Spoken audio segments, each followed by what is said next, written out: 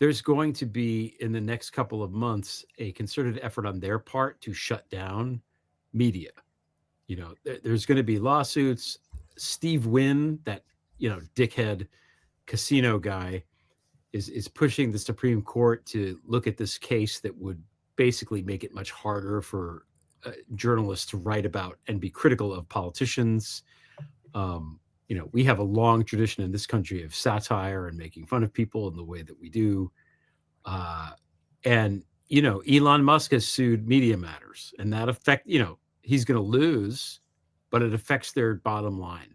And all of that stuff is going to happen, and we need to also be there to support that because, I get so frustrated with the whole like New York Times, Washington Post, big paper thing because on the one hand, they're so fucking frustrating because they capitulate all the time. But on the other hand, they often do really good work that's indispensable. And if they weren't there, what would we do? Washington Post had an exclusive today about the British government and Apple, and that they want to, basically have all access to everything that anybody puts in the cloud. And this is like a super top. So that's an amazing story that is in the Washington Post today. And, I'm a guy on Substack, and I'm telling you, a guy on Substack ain't getting that story. So these big legacy things they're fucking important, and they can't be destroyed they must be improved. They cannot be allowed to fail in a sense. Or mm-hmm. the journalists and reporters who are very well trained, very well sourced, understand their craft, have the reputation, know what it takes to do the job and get the job done, find spaces where they're allowed to do the job and do the stories and chase the stories that are meaningful to them. So, and hopefully there are resources available to fund this. And the big funding, not just being for the journalists to have a living that they can make, so that they can provide for their family, so they can do the job, the very important work, but so that there's a business affairs and legal departments at these outlets. It doesn't have to be the Washington Post, right? I'd love to just take the people from there that know what the fuck they're doing. Substack has that. They do have. Well, but they don't have. Is Substack going to have?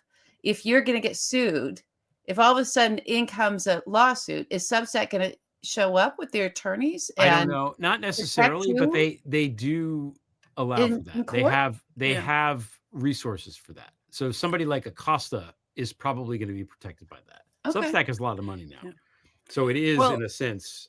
Yeah, and there are growing global networks like the International Consortium of Investigative Journalists, the Bureau of Investigative Journalists. There's growing numbers of these reporters who have left, whether it's the LA Times, New York Times, Washington Post, that are kind of forging a new path and a new model, because the old model for journalism was that the hard news was paid for by classified ads and Macy's. And once that went away, they did, subscriptions were not taking up the slack. Subscriptions were never underwriting. And at the end of the day, those are for-profit entities, and they made a ton of money.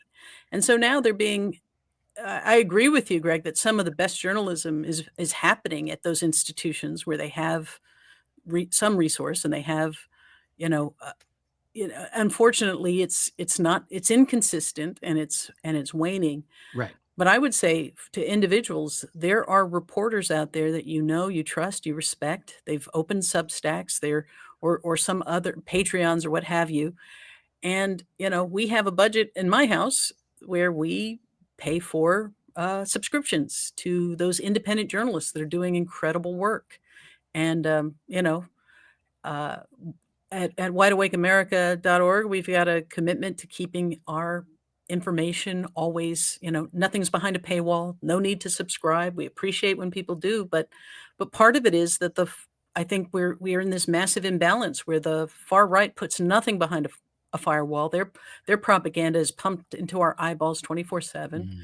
And we've created a world in which journalists, in order to eat, who have integrity, are, moving to places that require individual subscriptions. And I say, subscribe to as many as you can. We're going to have to start putting our support behind the journalists that are doing the kind of coverage that we need and are facing the blowback from the Elon Musks and the Steve Winns and, the Mike Flynn's, all of those people. Yeah.